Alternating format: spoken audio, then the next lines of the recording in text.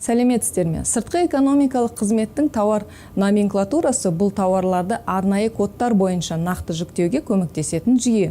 Ол кедендік баждарды, салықтарды, статистиканы, тауарларды әкелу мен әкетуге қатысты өзге де бақылау шараларын есептеу үшін қолданылады.